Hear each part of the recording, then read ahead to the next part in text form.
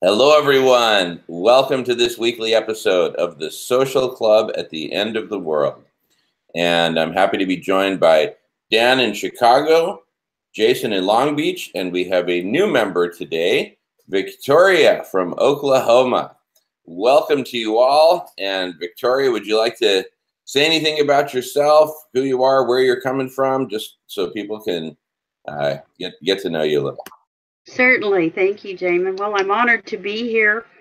I have been an avid fan of the Social Club since I came upon the facts about a year ago, fell into, honestly, a deep depression, and spent most of my time when I wasn't at my job researching. And I came from corporate America and then went into higher ed. And now I work for a training company in Oklahoma where I go out and call on businesses every day. And it became clear to me that, I live in a state where wonderful, good hearted people. But you mentioned climate, and, Trump says it's a Chinese hoax. So that's what the belief is. And I'm some kind of a nut. And so I found you all to say, how do you bring it up? And how do you do so that doesn't cause people to fall into a depression? I showed the facts to two friends and they fell into a deep depression. So I've been doing research on what's out there and how to somewhat be useful. So thank you all for letting me join, and I look forward to learning and seeing what we can accomplish. All righty, great. Thank you so much, Victoria. Well, everyone, just jump in anytime. This is kind of open format. I'm excited to give folks updates about what I'm doing here in the San Francisco Bay Area. Last Friday, I was in my Darth Vader costume at UC Berkeley all day long, and I'll just share with you the poster and some of the images. So, dressed as Darth Vader, I've been sharing with people this poster. Let's see. Okay. Everybody see that? Abrupt climate change. So it's, the Death Star with abrupt climate change superimposed on top. And then it's got its iconic, planet destroying laser beam. And that's all fine and well if you're watching the movies, but right now it's got its laser beam trained on planet Earth and Mother Earth, and is starting to do and has been doing some serious damage. So that's the image. And then at the bottom of the poster, I've got this caption: which side are you on? So we've got abrupt climate change destroying Mother Earth. Which side are you on? And then here I am yesterday in downtown San Francisco. So on Friday, I was all day at UC Berkeley, Darth Vader costume, the big sign, and handing out flyers. Yesterday, I was in downtown San Francisco. And here I am. You can see the skyscrapers around me. Tremendously positive responses on both sides. And what I mean by that is, people stopped and listened and did video recording. They were very interested. But what I did not see was basically people like Victoria coming up and saying, "Wow, thank you so much for what you're doing. I've been, looking into this myself." We did get people coming up and giving us major kudos. But more, it was just, people just coming up and filming and, and enjoying the music. I was singing mostly Spanish love songs because my thinking is, with the costume and the Spanish love songs and the whole performance, and, I ham it up. I really get into it. We recorded videos, so I'll put that up. We'll put that up there soon.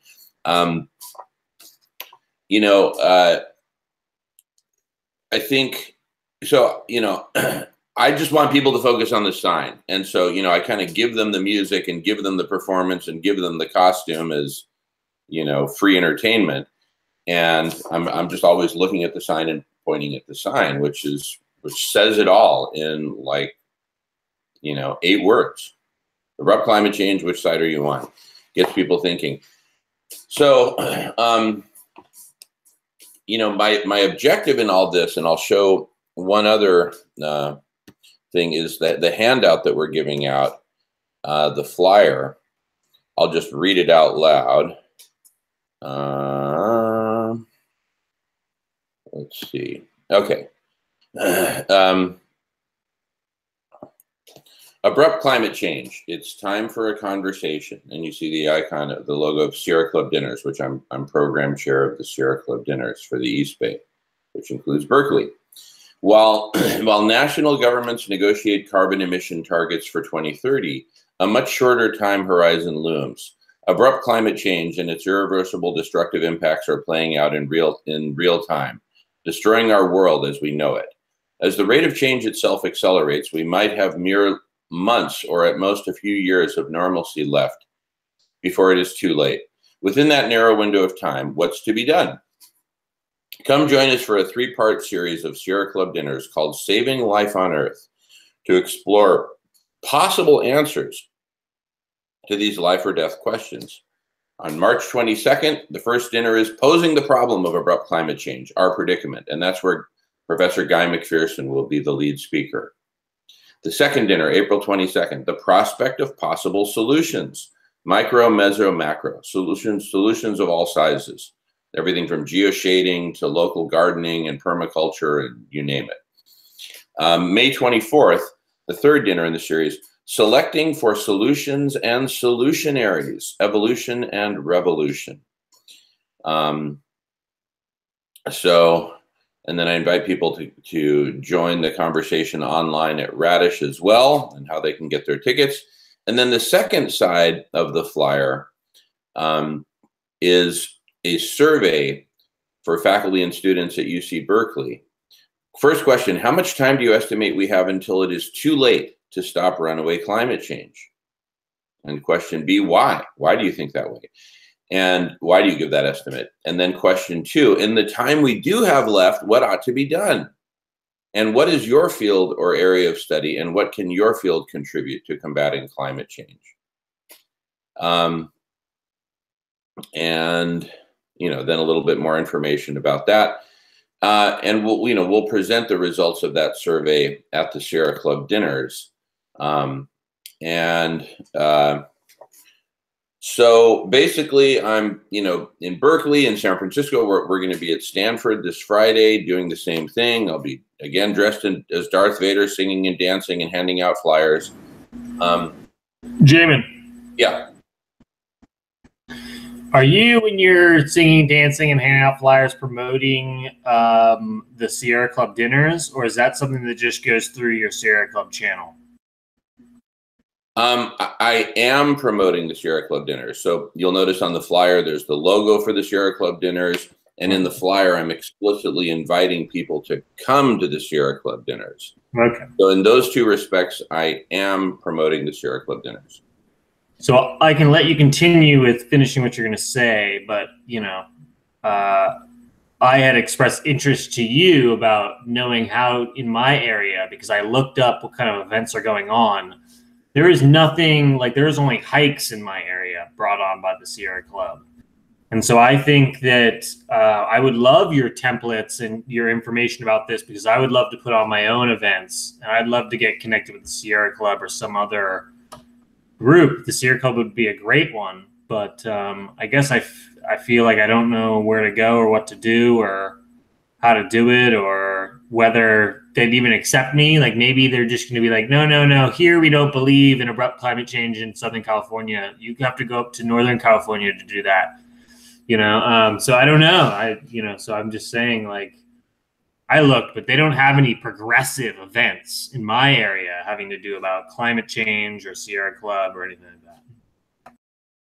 Yeah. And that's been one of my, beefs with the Sierra Club over the years, is that, there's a lot of cool social stuff and hiking and mountaineering and stuff like that. But I mean, we began life as an environmental organization to save the environment. I mean, it kind of started with a dual purpose of, protect, save, and enjoy. But I think there's just been way too much emphasis on enjoy. Which is cool, but we're at least why people are enjoying. Maybe they could be discussing, like, you know, how to mitigate like do something positive besides just enjoying, or at least talk about mourning while they're enjoying. Like maybe if there was a hike, it's like, okay, the world's coming to an end, and how are we all going to cope with this? We're going to talk about this on this great hike.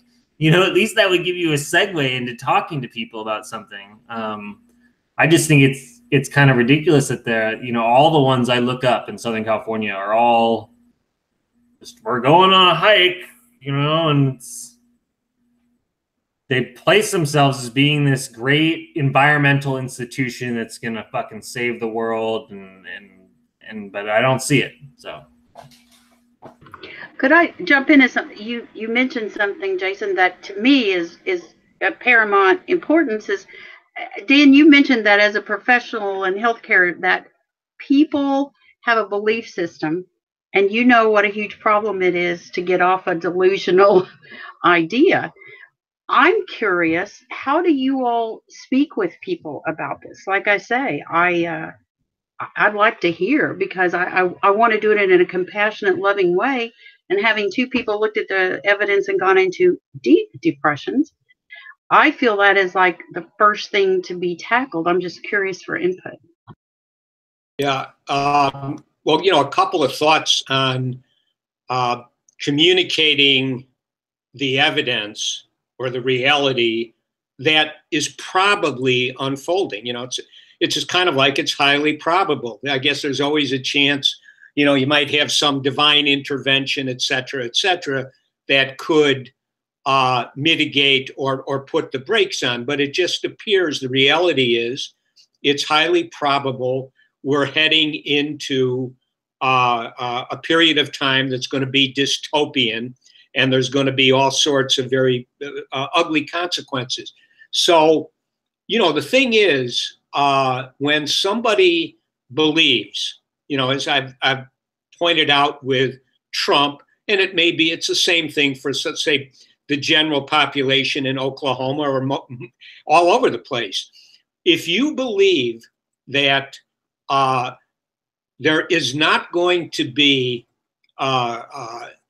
exponential climate change is not going to unfold, and we're not going to end up having fundamentally hardly any habitat left, or maybe no habitat left to support life.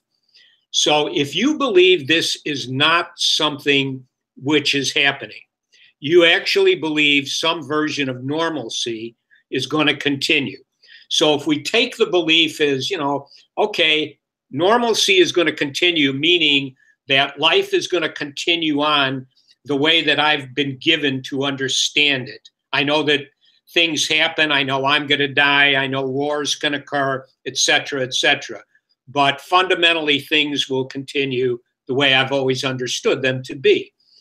So if that is a belief that somebody has, that always means that they will have easy access in their memory banks to information which supports the belief.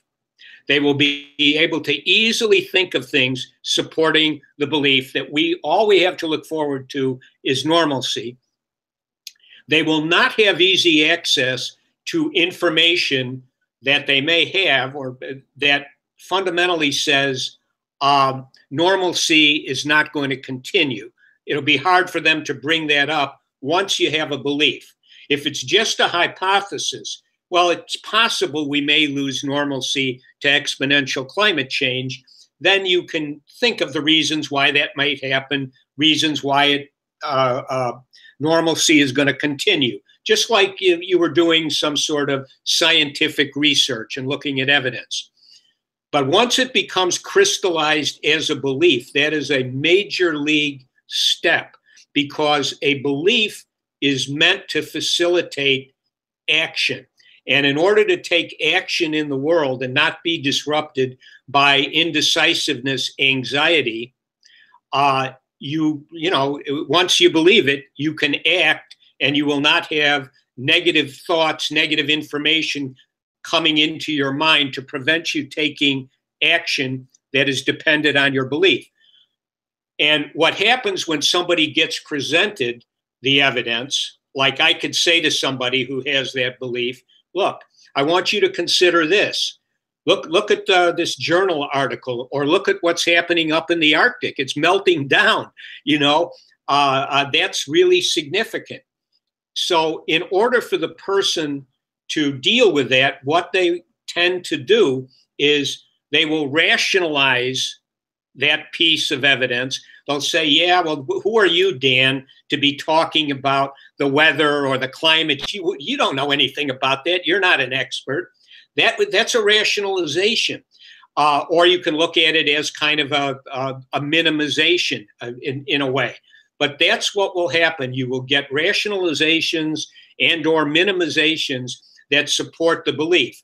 So whenever I'm talking to somebody, I know that that's what I'm up against, because hardly anybody I come into contact with actually believes that there's a highly probable chance that things are going to unravel. So, you know, I will sometimes point that out to a person. You know, if you want to really look at, you know, as I would say, reality on the ground, what you need to do is you need to look at this evidence which goes against your belief, and you need to actually understand that you have a belief. And that belief dictates how you're going to relate to things. It's not the same as just having a hypothesis about something. It's a much more powerful lockup of the mind. And, you know, it's like, I mean, like religious beliefs, you know, if somebody has these religious beliefs, usually imprinted when they're a child, and they will become beliefs very, very easily, they aren't going to let it go, you know, without a lot, and they don't necessarily have to let it go. But the thing is, they're not going to consider evidence in a serious way as long as the belief prevails. So it's something that a person would have to actually work at. And you know, kind of just tangenting back or to what we were kind of discussing a little bit before we went live is, you know, so I'm constantly confronted with trying to talk to people about what I understand is happening. And sometimes I'll put it like, you know, well, there's some ethical things we really need to think about. You know, there's life and death ethical issues that are in front of us. Can't we at least just talk about that? And if things go on with normalcy continues, that's great. We'd all love that. But what I find is, you know, the person essentially does not want to talk about it. They don't want, you know, they say, I've heard you before. I don't want to hear it anymore. You know, go somewhere else, or, you know, can't you just talk about the beautiful weather out there, if it, you know, or, you know, I want to go on a vacation, or I want to, you know, just the normalcy stuff. Let me, you know, I want to enjoy life. A lot of the people are like that. And so it is very difficult. And I think also, one last thing, and then I'll mute out, you know, with what's going on in the country politically, you know, where you have these two totally different narratives of reality going on concerning, you know, Trump, Hillary, you know, the FISA memo, all of this stuff, where you have basically almost half the country has one version of reality, and then the other half has the other version. And interestingly enough, they're able to reject any information from the other side to, you know, that would contradict what it is they believe. And I think that at some point, the question of beliefs and how they lock us up, everybody knows about them. I mean, on some level, needs to be discussed, because it's very, very damaging to continue on like this. So I'm going to go ahead and mute out. Just wanted to throw that in there about beliefs, etc. I'll jump in right there just because you said some interesting things. But if you're trying to, Victoria, if you're trying to get like some comfort from me, maybe you got some from Dan, I hope. if you live in Oklahoma, which is like one of the most red states, and you're hoping to get some input from me, maybe Dan's got some good stuff. I have come to the realization that it's hopeless. It's hard to talk to people about it. I've been part of a business networking group, for instance, where there was, I don't want to do a breakdown because I haven't really done it in my own mind, but there was, a group of 25 people, and at least 3 of them were out of the closet, Trump supporting conservative Republicans. Okay. And I live in Southern California. Now that's not that much. If I was in a BNI business networking group in Oklahoma, I'm sure all 25 members would be NRA carrying Republican, so I don't, to be honest, I wouldn't know how to tell you to go and talk to your constituent base that even lives around you, because I think that I would have already lost my shit and gone nuts and left. Well, I must say it's they're loving people here, but they buy the line. And I will say this about the conservative people that I know who are Trump supporters, come off as very loving, very caring, very willing to help their friends. They are all of these things. They really are very nice people. They're almost difficult for me to be upset with these people. And you find this talk about moral qualms and moral issues. I mean, it's like,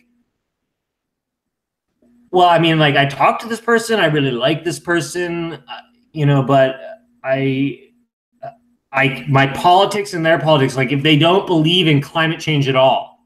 I know one guy who said he thinks the idea that we can pump enough carbon dioxide into the atmosphere to destabilize the climate is the most absurd thing he's ever heard, right? This is impossible. It's not possible. It's a total hoax. It's absolute bullshit. But pollution is a problem, he tells me. Pollution is a problem.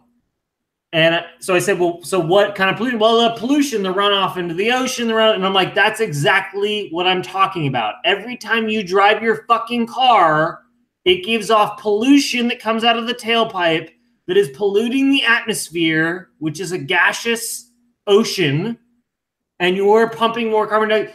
And literally, you can try to explain this to these people, but they have a belief system, which Dan is talking about, that does not allow them to accept anything that you say to them. So at this point, everything that you say, no matter how reasonable, how logical, how based on fact it sounds, you are a fucking crazy person. Excuse my language, but you are you're nuts, right? You've gone against their belief system. And now everything you did before this point, you're going to say at this point, is absolute nonsense. And it sucks. I mean, I'm telling you, I live in California. It's supposed to be one of the most liberal democratic states ever. And I find myself in not a battle against conservatives. I find myself in a battle towards people that we should agree. People who literally, I mentioned my good friend who has this girlfriend who thinks that Guy McPherson is a nut job and the whole thing's a scam. She thinks it's a problem, but it's not a problem now. It's a problem at some undisclosed time in the future. This is a problem we have to deal with. And so there's there's a range of people. We've talked about this spectrum. There's this spectrum of people. And there's people all the way on the, I don't know to you guys which side's the left or the right, but there's people who are all the way on the right, and they're never going to believe anything you have to say about it. And there's people who are on the left. They could be all the way on the left, but with how skewed American politics are, you could be all the way on the left, be like my father, and still think that voting blue is the only hope we have. Whereas I'm more like a Chris Hedges person who's like, we need to scrap the whole fucking system. It's all fucked. Everybody needs to wake up from their collective delusion.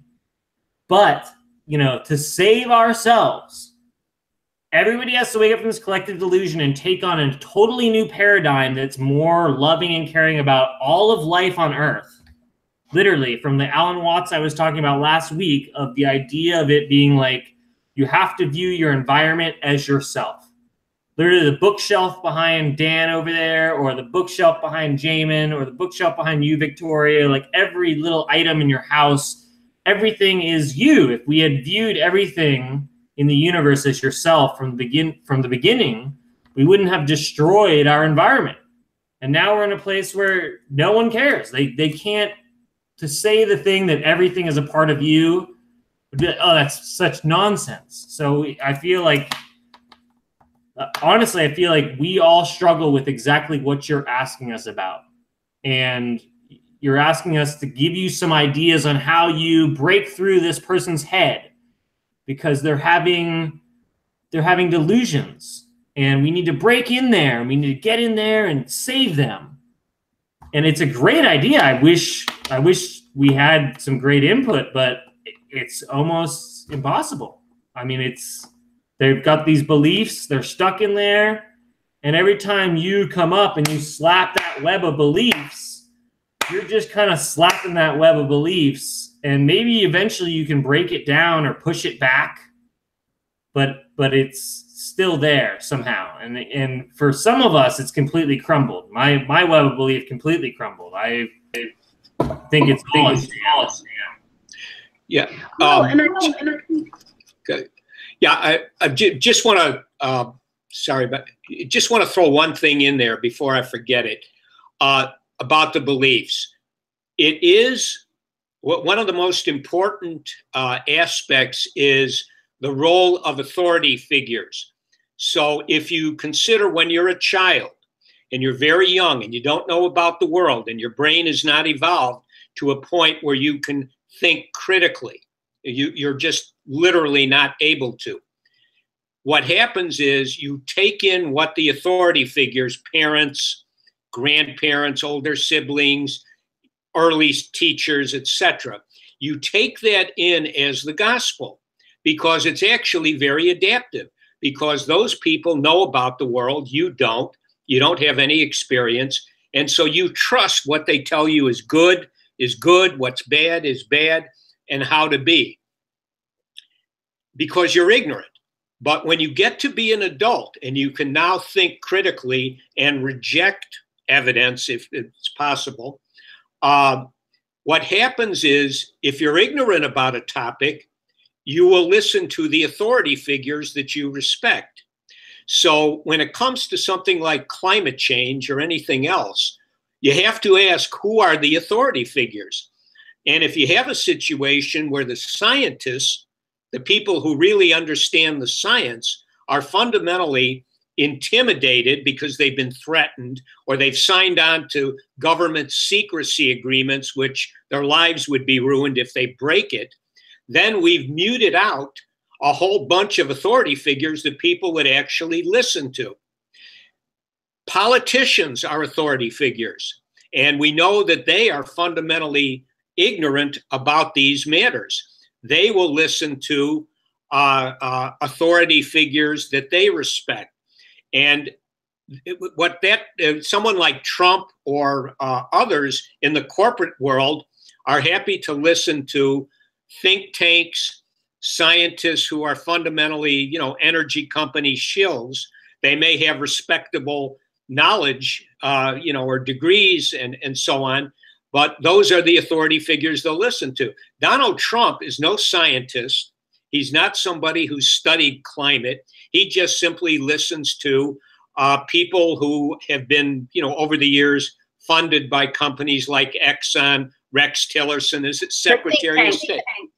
Yeah, and so we have a problem with authority figures, and so whoever they are, they could be religious figures.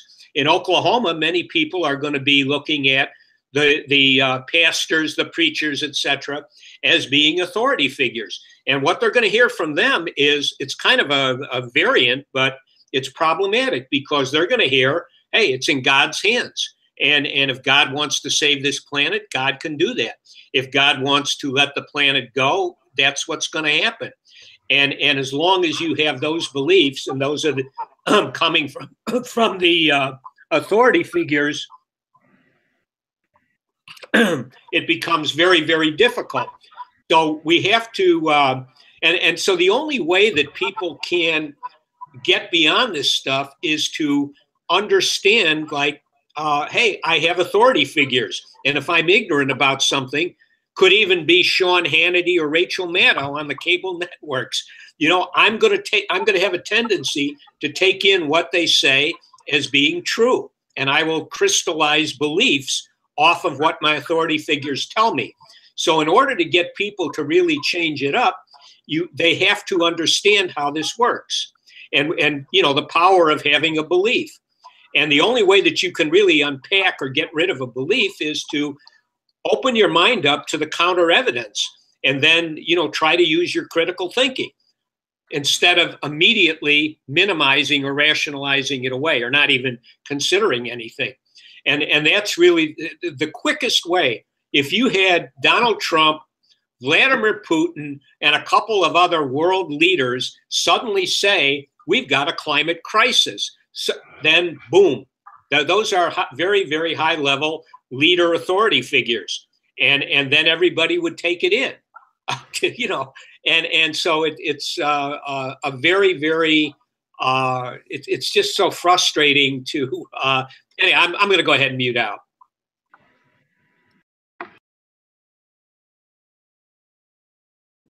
Victoria, we can't hear you. You're muted, Victoria. We can't hear you. I was unmuted. Sorry. Is that better? Great points. I think that I even had someone that I gave the research to came back to me and said, and it's frustrating because interpersonal communications is what, you know, I teach and so forth. And she said to me, if I can't do anything about it, why did you tell me this? I was stunned, you know, like, well, that's what I'm trying to figure out is what can be done. And then another very dear friend of mine said, I'm not going to share this with my wife. It would just worry her. And there's nothing she can do. So I found a quote from Guy that I thought really spoke about it. If you're too attached to the outcome, and the outcome just gets worse and worse every day, despite your best efforts, you might just despair and decide your efforts are not and quit doing anything. And it was interesting because for me, I thought, how are we going to get people to take action in a quick response when they're in this hopelessness and despair? And I think, Jamin, I sent to you, I had no idea there was a book out there that I should get today called The Impossible Conversation by Dean Walker. And he basically, I'll just read a quick snippet. How can we come together to regain our long lost sense of agency in life? What are the qualities of presence and relationship that I can bring? The Impossible Conversation is not another feel-good guide or a quick return to thriving economy and business, but it's a sober look how business as usual, and as you mentioned, Jason, the paradigm is in fact on the brink. And he talks about, you know, collapsing ecosystems. So I should get it today, but I wondered if you all had heard of that, and I'll mute out.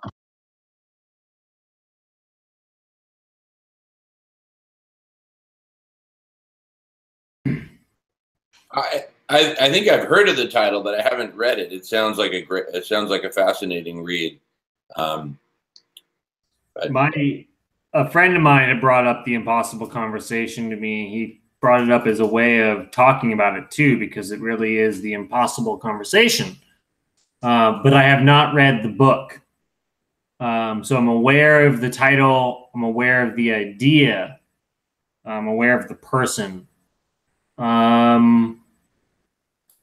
It's really an impossible conversation. I mean, you talk about how you showed this to people. I've heard Dan say the same thing. He showed this to people, and some people are either unwilling to hear you out on it.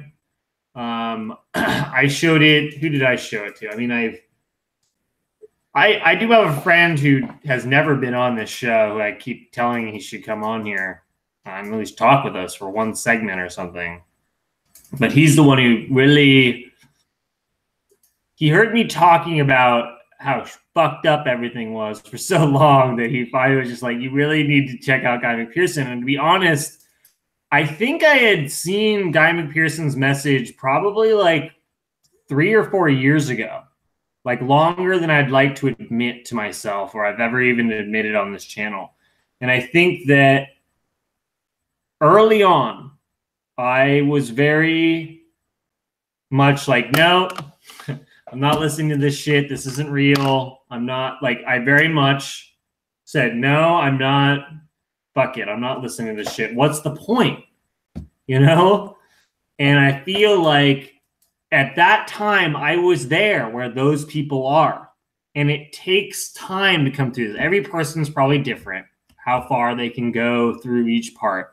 I think it depends on whether you have acceptance in your past of this. I think some people have thought philosophically deep in their head, philosophically, thought about this whole idea and thought, the way we treat animals and the way we treat ourselves, it's inevitable. Like, we're fucked. We're doomed, right? And yet there's a lot of us who wake up from this sort of paradigm, this sort of the society that we've created, thinking that, everything we knew were the answers, and we start realizing that everything's really a lie. And I don't want to talk about myself, but for everybody, that's different. For me, I listened to a lot of like Chomsky in the beginning. I read a ton of Chomsky and political philosophy and really started to understand how U.S. foreign policy was totally fucked. And once I also started wrapping my head around, different ideas about our monetary system being fucked, fiat currency being fucked, I still go on now and I see people talking about, even my dad talking about how, oh, well, the fiat currency, the Fed is the solution to economic problems in the past, so you should support it. But me as a young person, I feel like the people who have created our economic system have completely exploited other people, and it's totally fucked. Like I'm waiting, impatiently waiting for the giant collapse to come. I know it's coming. So for me, I know the collapse is going to come, and I know it's going to be bad. I personally don't think there's really a way out of the big economic collapse. I think there may be a way for the mankind to unite. I think it's highly unlikely. I think if we fight really hard and we try to be leaders, people like in this group try to be leaders for people and say, hey, if we don't get rid of this Republican, Democrat, liberal, conservative bullshit fight between each other and come down to just, we are humans who live on this planet and we need to figure out how to fix the fucking problems we have created, whether we've created them or not, whether you think that they're totally created by China or it's just a natural cause and effect, whatever. Like, if we're going to stay on the planet, we need to figure something out. And if we don't act decisively in a big way, civilization will definitely collapse and crumble, and that may be the end. I do think that there's a possibility that Guy McPherson is wrong in the fact that there's people like Elon Musk right now trying to leave Mars, or trying to leave Earth, leave Earth to go to Mars and live there. And I literally think that he thinks, like, deep in his head, is that this planet is unfixable. Like the quagmire that we have gotten ourselves into in human civilization is that this planet will implode, most definitely. So his idea is, I got to get off of here. I got to get some humans off of this planet and get off of here with maybe my family as quickly as possible, which is a big undertaking that he's taken on. Growing food for your family is an entirely different concept. But, you post that on and you read the comments about that, people think that human beings were a civilization on Mars at some point and that we destroyed each other through nuclear war, and then we moved to Earth, made this a planet, and forgot all about how we had a civilization on Mars and now we're here. That's all a little ridiculous to me. I don't think there's any proof or anything. But I do think that planet hopping may be one big option. So I guess my whole rant has come down to the fact that I've every day I come to the point where I literally think it's fucking hopeless. Okay, I'm done. Yeah. So, you know, a couple of things to consider with people. If you entertain the probability or possibility that we are, you know, going to be in a dystopian environment very, very soon, let's say in the United States or the developed world, it's already dystopian in many parts of the globe. But the question is, how do you want to behave under these kind of circumstances? We all know we're going to die. I mean, that and that's the end. But how do you want to behave between the point where you understand things are really going downhill? There's not enough resources to go around. Things are not functioning in a normal kind of fashion. Do you want to go to, as we've said many times here at the Social Club, do you want to go to some version of Mad Max? If you think about it, you can make a decision. I'm not going that way. You know, I just as soon let myself go and die, and then whatever comes, but or doesn't come. But the point is, I don't want to go Mad Max, you know, as I said, and you know, if I was in some situation and there were food shortages, and if a group in a car, guys, you know, said, come on with us, Dan, you know, we're going to go and we're going to take food from here or there. We know they've got their, you know, prepper food, it's something of this nature. My answer is going to be no. You know, I don't want to do that. I don't want to go that way. I would just as soon check out.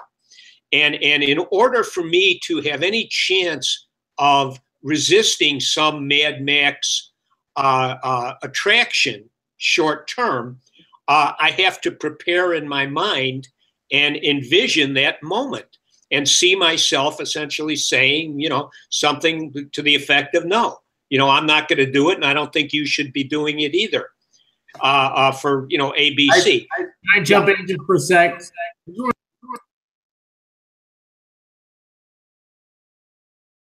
You're on mute, Jason. All right. I think along the same lines as you on that with the Mad Max thing, but I know that most of the population isn't going to say, no, I'm not going to jump in the car with you, Dan, to go and raid that wealthy person's bunker. I think that the majority of people would say, yeah, these people, my entire life, I lived under the capitalist system. These people fucked me over my entire fucking life. They, you know, took everything from me. And now they think they're going to live off the rest of their lives cozy in their fucking bunker. Well, fuck that. I'm going to fucking get in the car with these fucking people and go wherever, you know, if they got the information, and we're going to go in there and we're going to take these fools out. I don't even care if I die in the process, because at the end of the fucking day, me dying in the process of robbing and killing these other people who I believe are more responsible for this atrocity than I am, it's just the same as putting a bullet in my head, you know? And so I guess I just wanted to say that just because I feel that. I feel, you know, I live in a very urban area, and I've told myself I have to get out of here before shit hits the fan because it's going to be ugly. But if I am caught here in that shit, I mean, I can't say that I'm going to say no to going and getting food and supplies for myself.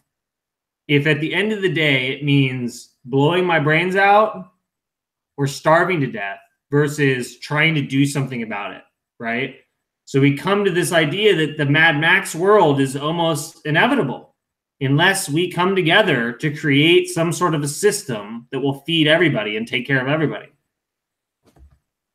Yeah, and of course, again, the issue of rehearsal in your mind, you know, because we can envision a lot of things happening, and you never know how you're going to necessarily be right in the moment when you're in it. But if you have rehearsed in your mind, I'm not going to do this, I'm not going to go there, then the probability really goes up that you'll be able to behave yourself in a way that you feel has some sort of maybe transcendent ethical meaning. And the thing, that the problem is, even, you take, think of like in a city like Chicago, where I think we actually in Chicagoland, you probably have the highest street gang membership in the country now, surpassing Los Angeles. The thing here is, when you have these street gang cultures that are out there, it's very, very easy to imagine Mad Max in the city of Chicago. However, if those individuals who would, in a sense, have plenty of pent-up hostility towards wealthier sectors in the city of Chicago, no doubt. And you have a racial element too, because most of the street gang membership in the city of Chicago is going to be African American or Hispanic.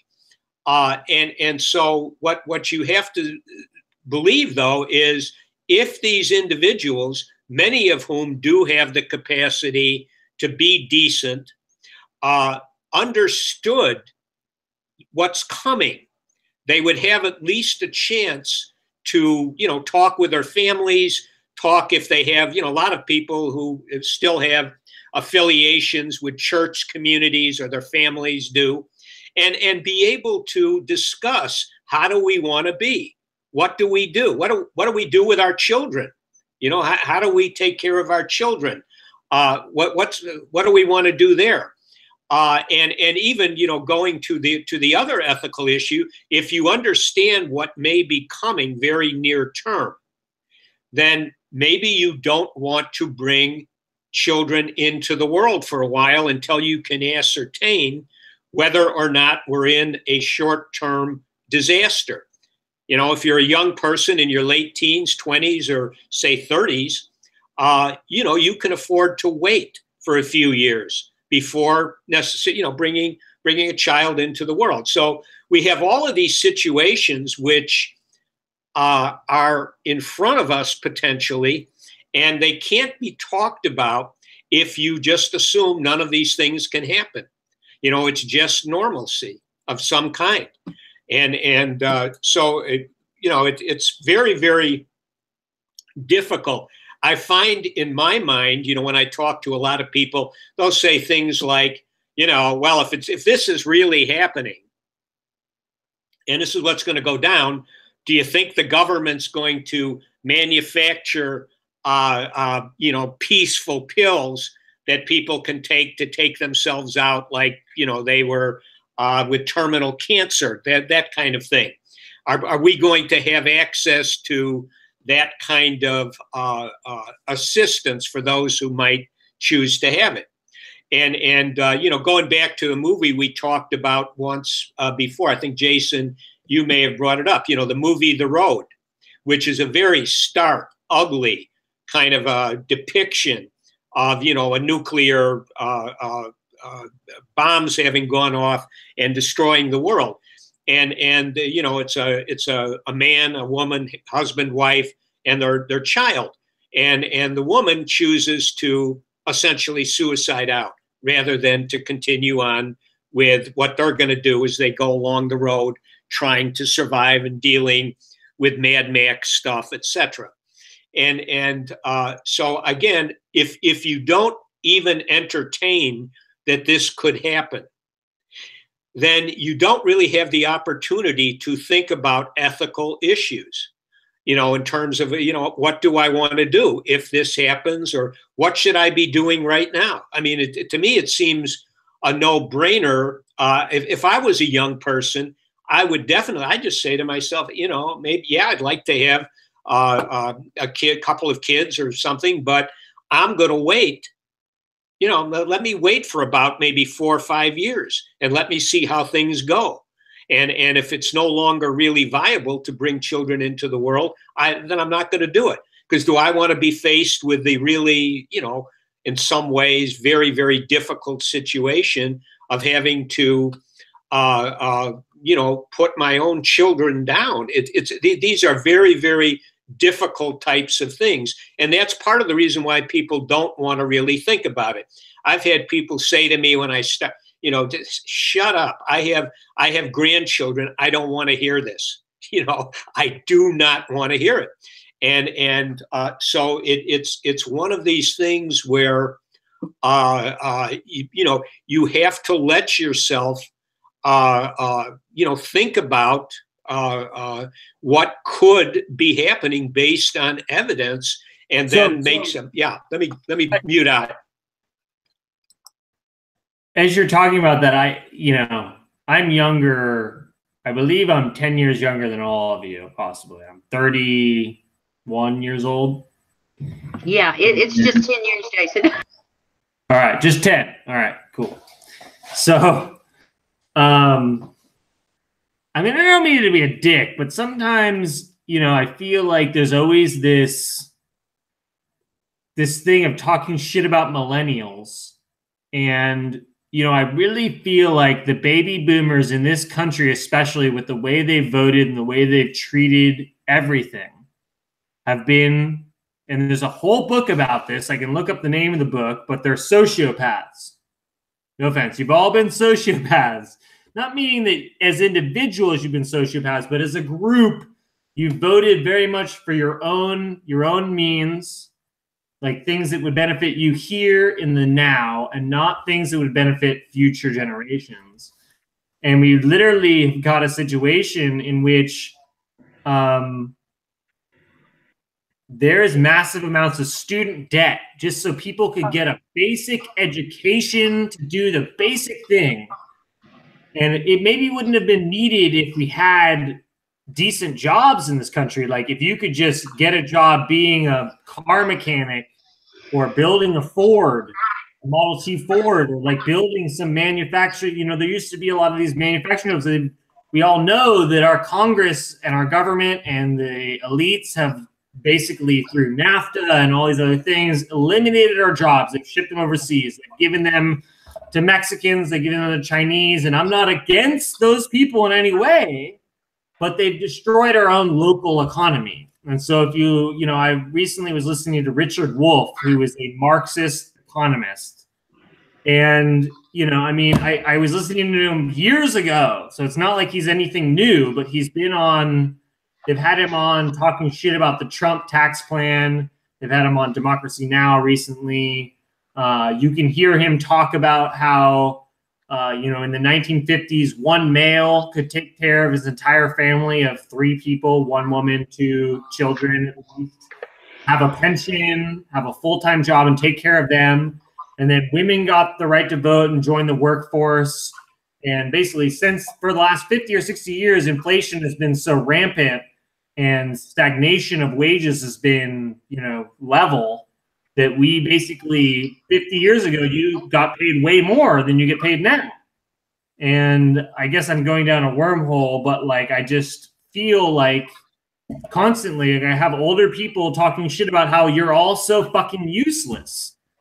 And I don't feel that it's that we're useless. I feel that the system is set up in a way that there's nothing that we can do to fix the fucking problem. We're not even allowed to enter the political arena.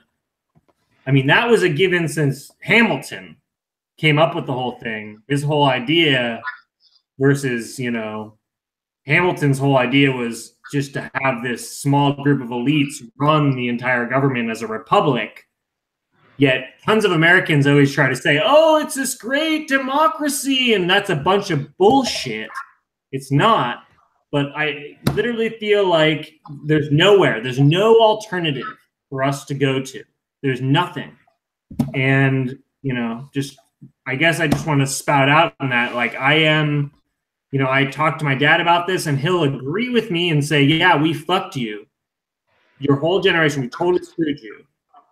But like, doesn't give me any positive input of how we should deal with it. It's just sort of like, oh, we need to vote Democrat. But the people running the Democratic Party are completely in the same mind frame of the millennials are useless. We figured it out. We know what's going on. Neoliberalism is the thing. And and so it seems I'm done. But go back to your Dan. Yeah. What that brings to my mind, I'll share with you an experience that I had over a number of years. So I graduated from Berkeley in 1972, and graduating from Berkeley during that time period was it was a time in Berkeley where, for example, you really didn't have fraternity houses functioning as fraternities at that brief period of time, say 69, through about 72. And things were very, very radical. People understood things in the way that, like, Guy McPherson likes to use the word radical. They understood what was going on economically, politically. The war in Vietnam was a very big issue. You didn't have the kind of media censorship that you have today. But what happened was, over time, like I was in a PhD program in psychology at the University of Connecticut, and I was not in clinical psychology at that time. I was in a experimental psychology program, which was very experiment research oriented, and I was working with somebody who was doing some research on reading disabilities, and I pretty much felt that this research was pretty racist in terms of what it was implying and where it was going. And at that point, without going into I became kind of at loggerheads with one of these professors whose wife was doing the research, and it eventually I was kind of forced out of the PhD program, and I was at the point where all I had to do was do a dissertation and one little set of exams. It was a very, very ugly thing. I was involved with the ACLU, etc. But at that point, and this was about 1976, 77, in that time frame, the whole attitude of people had kind of begun to shift. Fraternity houses were thriving, and again, I understand fraternities, but it was, and you were just about to get Reagan as president, and now sort of wealth accumulation was being. It's sort of like the way they played it was, it's come back into style, like it was a style thing. Now it's we can flaunt the wealth. And I remember that taking place, and people then began to be socialized with a very different set of ideas. I still remember being still in the kind of the probably a little bit of the tail end, but of where it was pounded in: you don't be a good German, like in Nazi Germany. You do not just simply do what you're told to do. And there was research done by Stanley Milgram at Yale University in the late, the obedience to authority studies, which were pretty, it really exemplified how people will behave with authority figures. Going to these authority figures. People will do what they are told if they think it's approved by the authority figure. So I saw these changes, and I know as we went through, the 80s and the 90s and on, it's become more and more the trends of censorship, of information, the general ignorance in the population, regardless of degrees here and there, kind of a thing. And now you have the media controlled by, I think it's 6 corporations, control 90% plus of all of the media outlets. So, And, you know, and clearly the intelligence community has infiltrated most things. So here we are. And we do have to come together. You know, it's one final thing. When I was, you know, I try to watch, and it's a diversion, but I try to watch CNN, Fox News. I listen to InfoWars. I pay attention to MSNBC with Rachel Maddow sometimes. You know, the thing is, I try to take in all of the information so that I can, you know, filter out and see what's going on. But if I were only listening to CNN, reading the New York Times, etc., I would have a totally different view of reality than about half the country and probably most of the people down in a place in Oklahoma, where they're going to be tuned into these other media outlets. And this keeps everybody divided. You know, it's just like the old divide and conquer strategy, and there's no discussion of that. I mean, if everybody thinks that the other side is, you know, epitomizes evil intentions and are that way, then how do you come together? And as Jason was saying, we do have to find a way to come together in order to have any kind of collective ability to sort through things. So anyway, I'm going to go ahead and mute out. Okay. It's 11:30 Pacific time. I need to go fairly soon, like in the next few minutes. And so what I thought I'd propose is that we review the comments from last week's Social Club at the End of the World, which I love to do as a practice, because speaking of, you know, what do we do? Coming together, this is part of coming together. The Social Club at the End of the World is together. Pardon me, Jason? Can we give Victoria a chance to wrap up whatever she thinks about what we all just said, and then you can go right into the comments and we'll finish the video off? That sounds good. Good. Back to you, Victoria.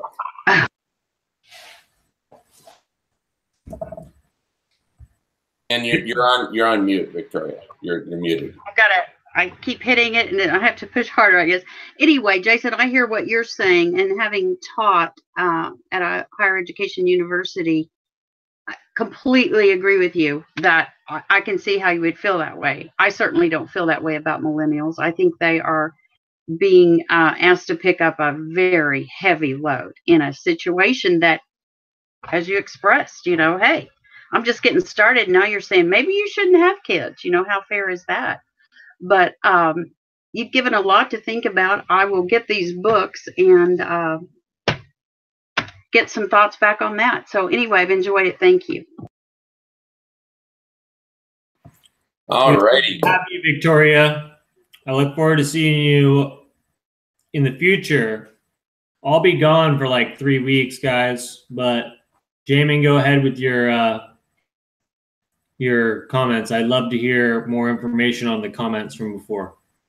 Okay, and will you be here next week, or will you be gone next week, Jason? Yeah, I'll be in Costa Rica next week, enjoying Bahama weather before it's so hot, apparently, according to some people, that it won't be enjoyable.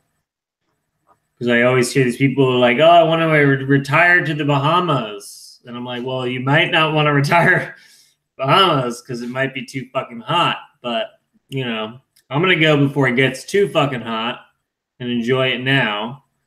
And then, you know, then I'm going to move somewhere really cold.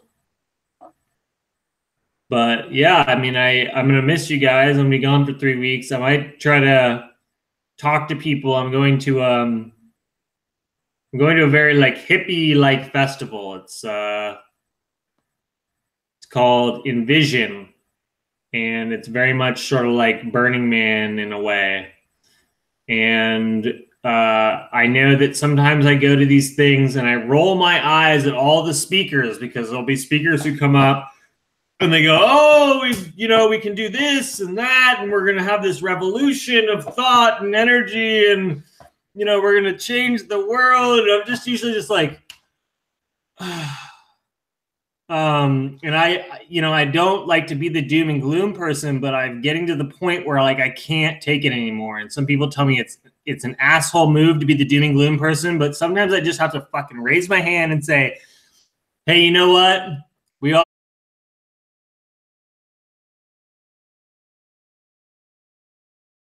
you think we're all it's gonna get really hot soon and you're all out of touch with reality. Eco villages aren't gonna save the world. Wake up. That's all I got to say. But I'm gonna go learn how to farm. Bye. Thank you. All righty. Okay, thank you, Jason. And of course, if you get a web connection down there, feel free to join the social club at the end of the world, because we'll be meeting on a weekly basis. I'm going to now go on screen share and take a look at some of the comments from last week. And feel free to jump in while I comment. When I'm doing screen share, I can neither mute my microphone nor see you all.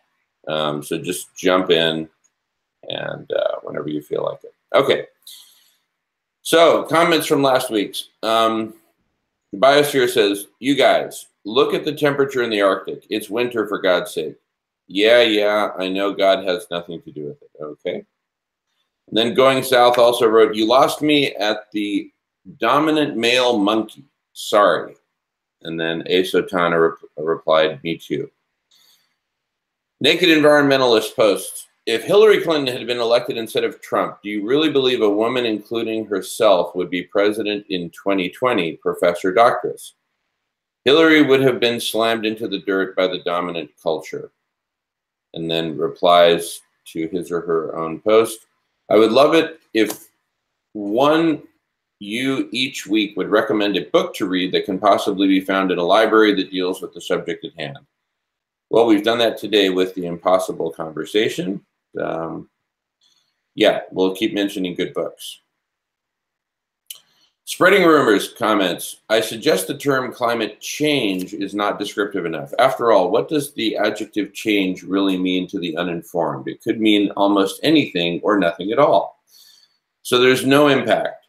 Now, if you rephrase the term to climate collapse, now you've just described what we're really talking about. That is, we're all screwed. And then Going South replies, excellent, I'm going with climate collapse.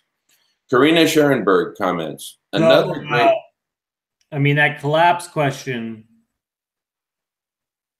does it matter what we call it? Do we know what the outcome is yet?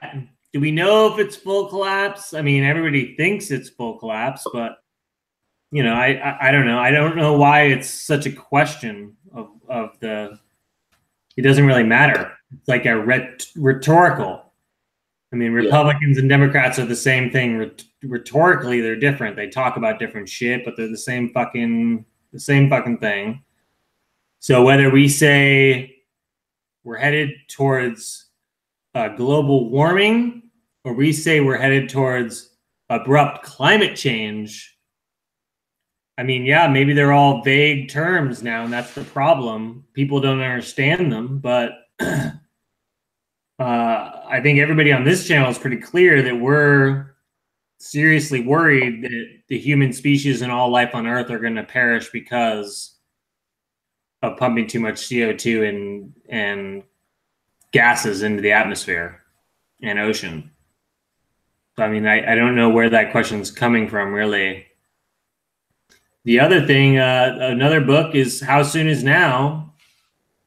And then there's a million books from all the, you know, all the different people on, you know, whether it be Paul Beckwith, Peter Wadhams, the guy from 360.org, Paul, what's his fucking name? Whatever. Anyways.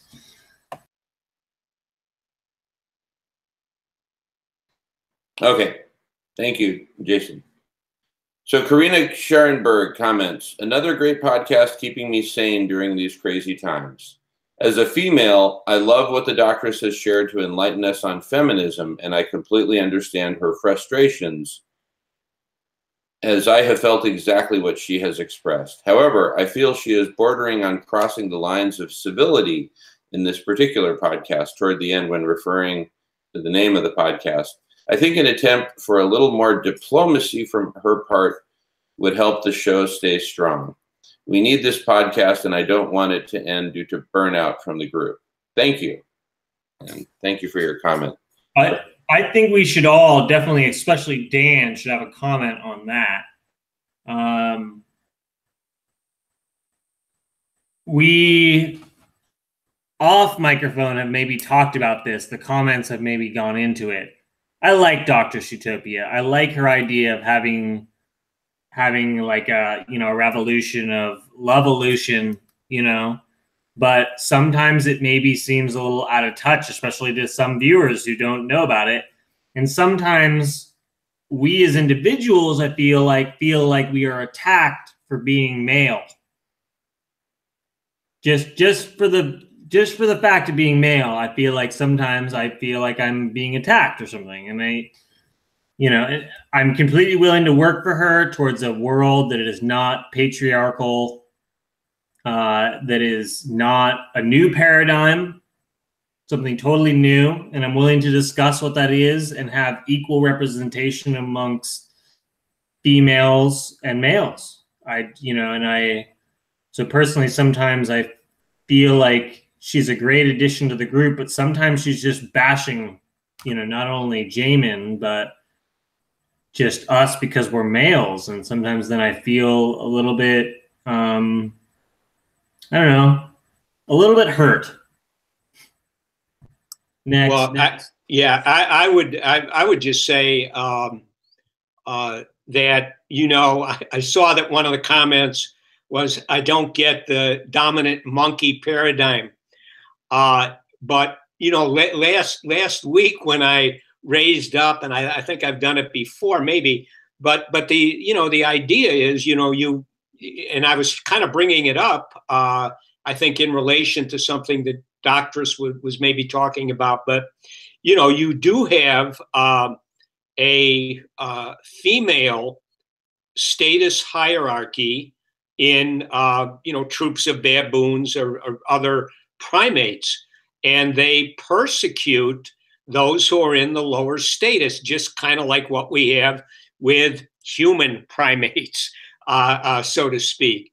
And so, you know, there's different tendencies, but as far as mistreatment or disrespect or unfairness, my experience has been that men and women are equal in terms of being that way, and so, you know, hopefully the, you know, patriarchy, which does exist, you know, there's no denying it, and you can look at historically how, you know, when you have tribal confrontations, the tendency, and this happens with the primates too, the tendency is to simply kill the males, kill the children, take the women, and then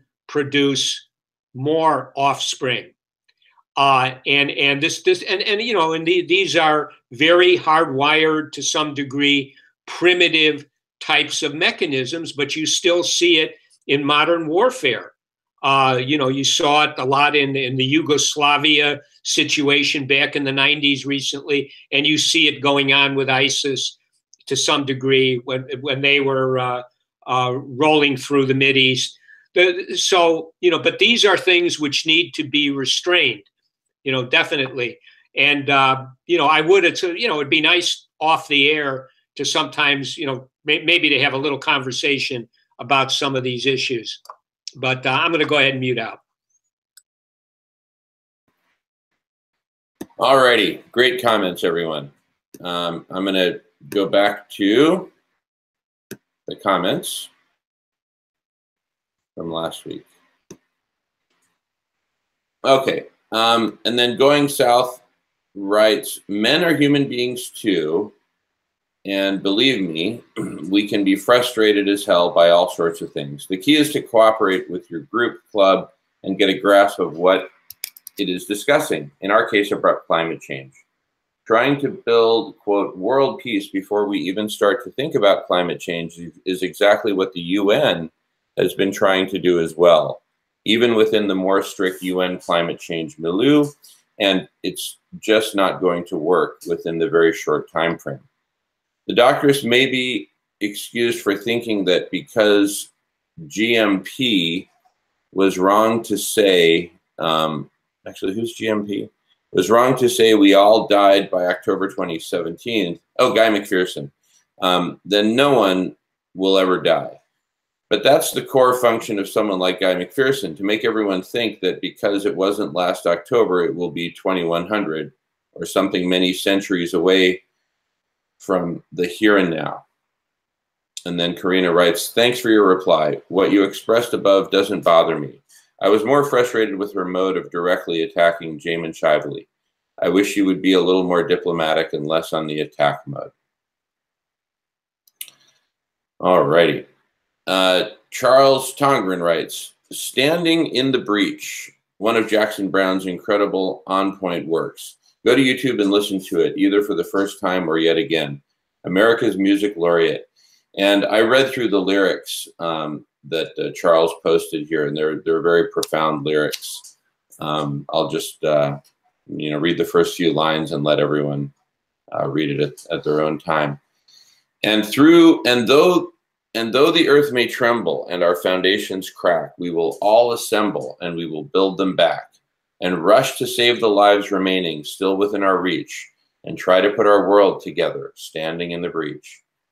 So many live in poverty while others live as kings, though some may find peace in the acceptance of all that living brings.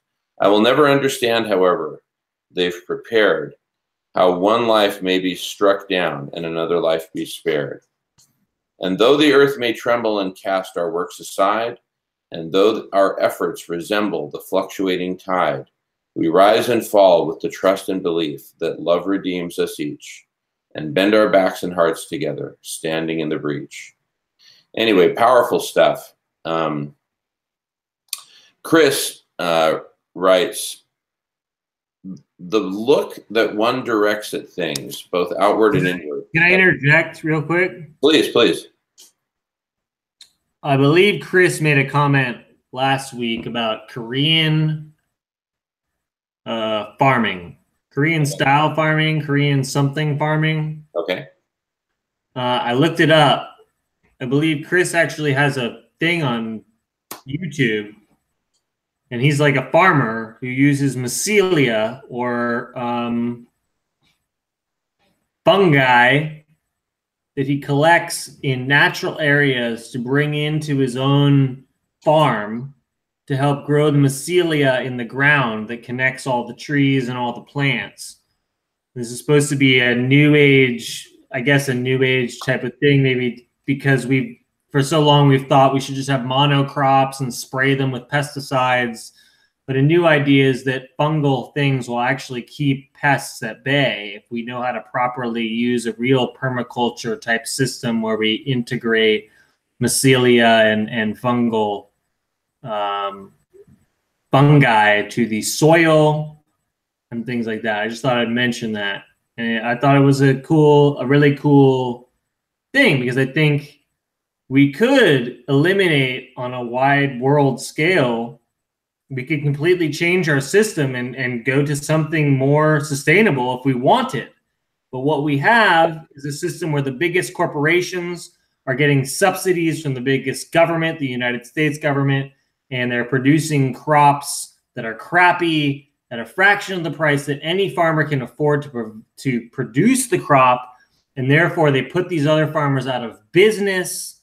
And we are in the situation we're in today, where if there was a collapse of the massive agriculture corporations, that people would be starving. And if people want to feed themselves, they need to start feeding themselves. And they need to start thinking about these things, because the government is not trying to fucking help you.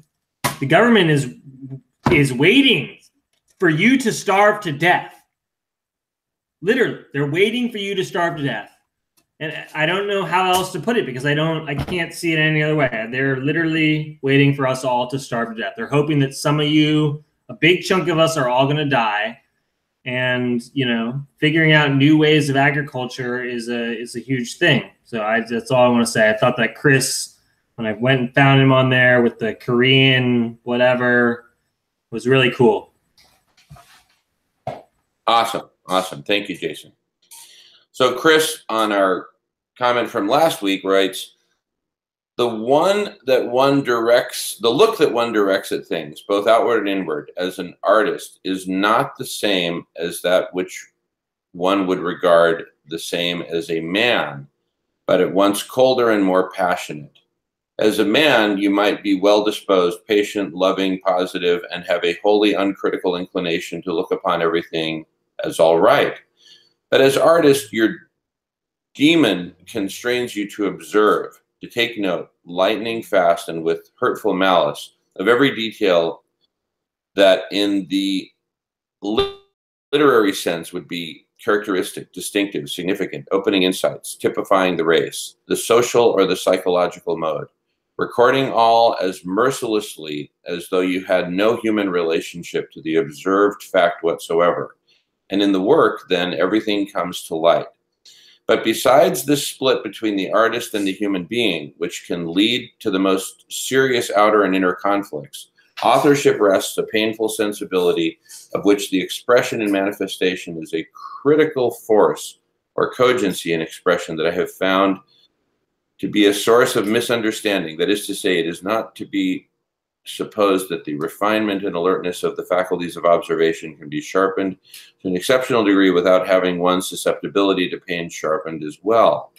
And there is a degree in such susceptibility that turns every experience into an affliction.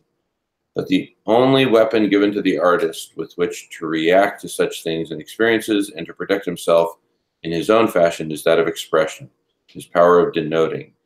And this reaction to things by expressing himself about them with psychological destructiveness, which is the sublime revenge of the artist on his experiences, will be the more violent, the greater the sensibility of the center the experience has touched. Anyway, he goes on a bit, he or she goes on a bit longer. Oh, it's a quote by Thomas Mann. All right, so I'll leave that for others to read. And then Chris also writes some things about different religions. Brahmanism, do not unto others which would cause you pain if done to you. Buddhism, do not hurt others in ways that you yourself would find hurtful. Confucianism, do not do unto others what you would not have them do unto you. Taoism, regard your neighbor's gain as your gain and your neighbor's loss as your loss. Judaism, what is hateful to you, do not do to your fellow man. Islam, no one of you is a believer until he desires for his brother that which he desires for himself. Christianity, all things whatsoever you would that men should do to you, you do even so to them. And then Chris writes as neatly as were they equal equals of opposites, evolved by a one same power of nature or of spirit, iste as the sole condition of its him under her manifestation and polarized for reunion of the symphysis of their antipathies. James Joyce. And then Chris also writes, one wonders, given the current predominantly male-dominated paradigm, to what lengths those in power will go to preserve that power. Were a transition to a left-handed female approach possible, mustn't one account for the possible reaction? Hell hath no fury. Do we want to turn over control to the rape victim who might just be justifiably, adequately incensed enough to burn it all down? There is discussion among many as to just how far the Me Too movement should go. Victims often need time to process and come to terms before they are able to make fully informed, rational decisions. Sometimes victims continue to victimize themselves, since that's been part and parcel of the practice of victimization.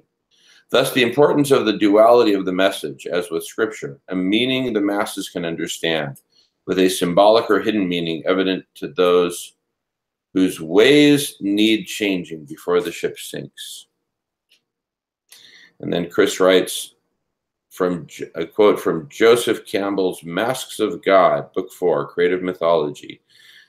The left, the side of the heart, the shield side, has been symbolic traditionally and everywhere of feeling, mercy and love, vulnerability and defenselessness. The feminine virtues and dangers, mothering and seduction, the tidal powers of the moon and substances of the body, the rhythm of the seasons, gestation, birth, nourishment, and fosterage.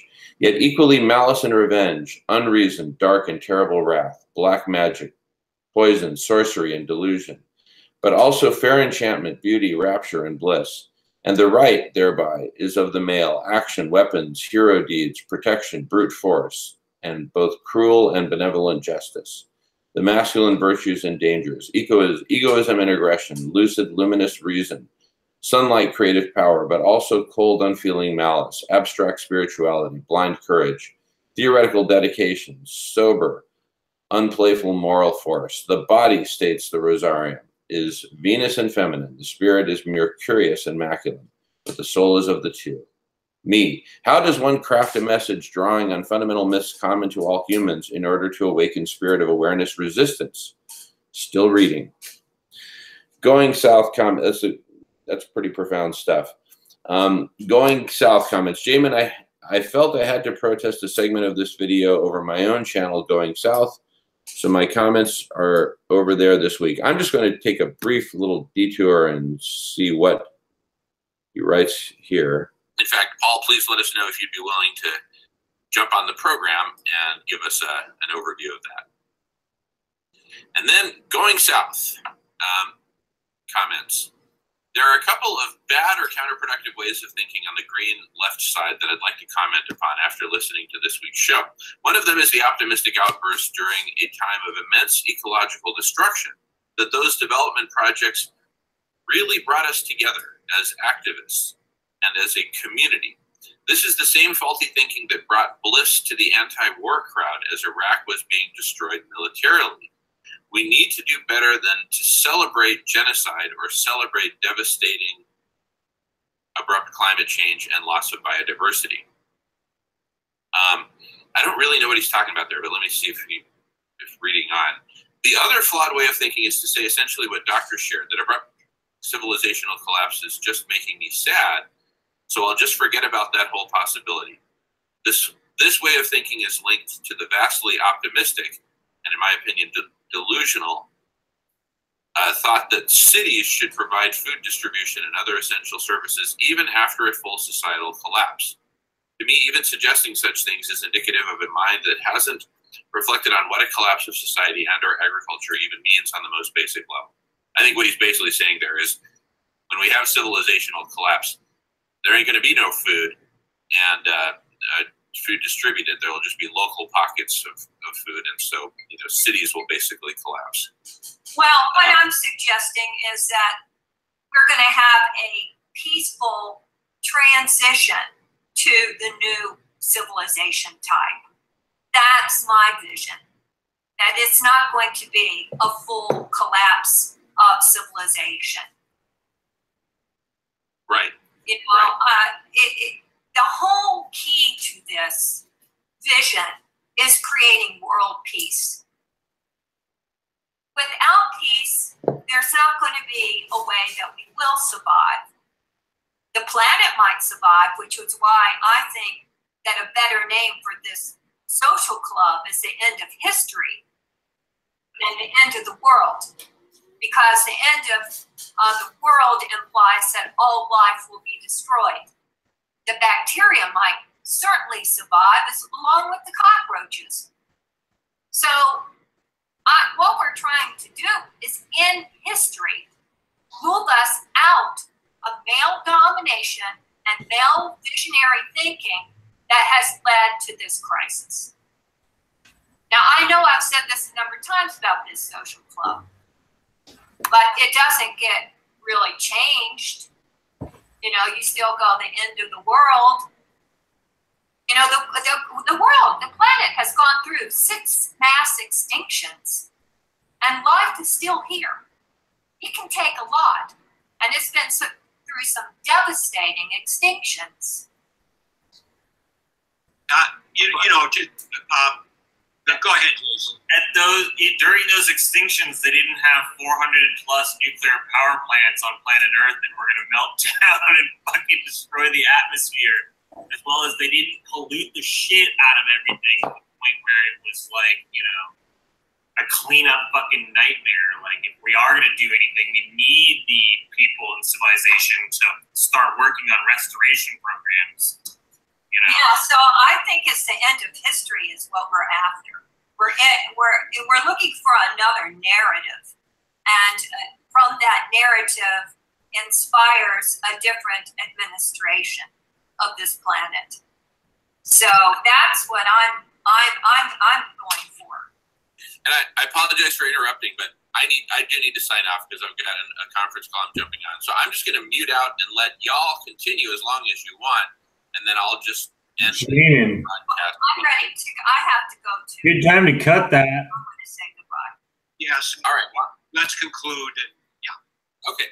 Great. Well, great seeing you all, and thank you all for watching. Please continue with the comments. As you can see, we take them very seriously. We appreciate them. And feel free to invite yourself in to the social club at the end of the world. We'd love to have you. There you go. See, you can't change it. John Jamin? Well, change it. It's all. You talk about. Should I just start talking over the last episode of Social Club at the End of the World? I'm changing it. That's how patriarchy works. So, Jamin, you're really one of them.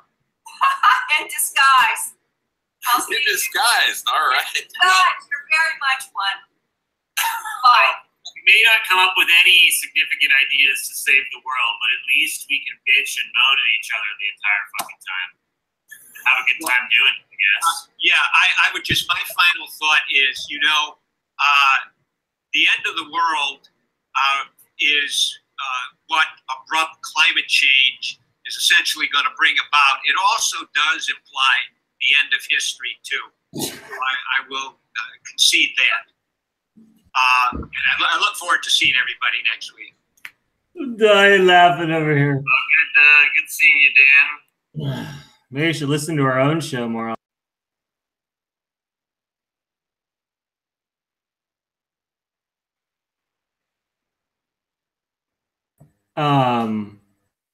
I don't know exactly what that comment was getting to, but yeah, I was kind of expecting that going south. Here, let me go back to the comment below where he posted that. Like, apparently he just recorded, he or she just recorded the last few minutes of it. What's the comment? Oh, okay. Well, here's in that video. There's some comments below. So okay, so you can go to his video or his or her video going south and see what comments they posted on that. So next, Naked Environmentalist commented. I commented on a video on Tom Hartman that the middle class in America have to embrace degrowth to reduce climate change. He replied that he felt I was not concerned enough about the super rich. Even as he replied, I had a good point. The rich situation was not my point, so he should just shut up and must continue to mislead the middle class into thinking renewables alone will fix the problem. So hold on. I want to say something about Tom Hartman, and I would love to know what Dan's opinion is of Tom Hartman. And because I knew a guy who worked at KPFK in Los Angeles and talked about Tom Hartman and very kind of, this person was probably not understanding of climate change or anything. So he might have been even more to the right of Tom Hartman. And that's why he thought Tom Hartman was an asshole. But I do wonder to a degree whether Tom Hartman took over KPFK in the Southern California region, and that's why people just hate him there. But, like, I mean, usually seems on touch, but those comments and actually watching his episodes and things, he doesn't seem to be in touch with what's actually going on. Well, you know, I have a lot of respect for Tom Hartman and you know what he's done over the years, but he had Guy McPherson on his show, and he took in what Guy McPherson was saying. He understood where Guy McPherson was coming from, but it doesn't appear he really accepted it. And I heard an interview that Tom Hartman was having with Peter Wadhams. And this is and that was the interview where Peter Wadhams essentially said, if we don't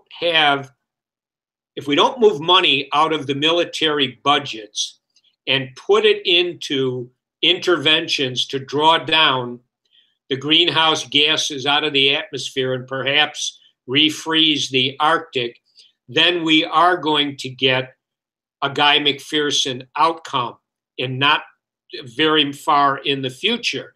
Tom Hartman didn't want to hear that, but Peter Wadhams told him what he thought. And you know, that is, as we've talked before, the time frame problem. You know, if you really believe things are going south seriously, regardless of the time frame, something ought to be done now, and that includes talking about it. I know we got to stop in, I guess, just a few minutes. Jamin, I did want to mention something, but I think I'd like to do it off the air, if that's possible. I just want to pass something on to you and the others. So I'm going to go ahead and mute out.